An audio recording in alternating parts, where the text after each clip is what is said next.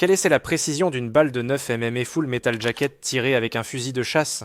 Eh bien, regardez ça. La balle de 9 mm est simplement tombée de l'extrémité. Et n'importe qui avec un minimum de bon sens sait que c'est exactement ce qui allait se passer. J'ai une alternative. Ici, nous avons une balle de 9 mm classique dans le canon de ce fusil calibre 12, et ici, nous avons quelque chose qu'on appelle un adaptateur calibre 12. Glissez-le simplement à la place de votre cartouche de calibre 12, et c'est tout.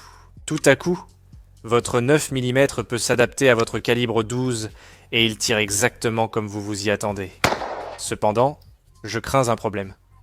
Regardez comme c'est court. En regardant à l'intérieur, on voit qu'il est rayé, mais il y en a peu. Pendant qu'il est ici, on remarque un peu de jeu. Sera-t-il précis? Tirons 5 coups sur la cible en papier pour voir.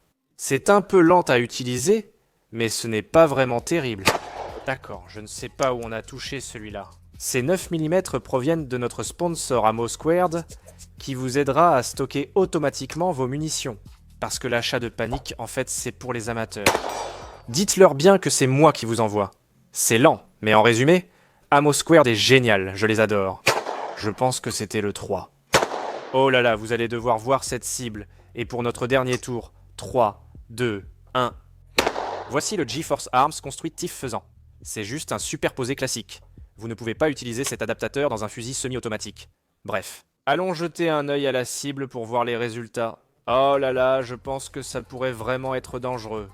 On en a 2 ici en haut, peut-être une balle de 9 mm qui a basculé, et 3 impacts de plus. Je tire seulement d'ici à ici, en 9 mm. On peut regrouper les tirs très serrés, donc du 9 mm avec un fusil à pompe est très imprécis.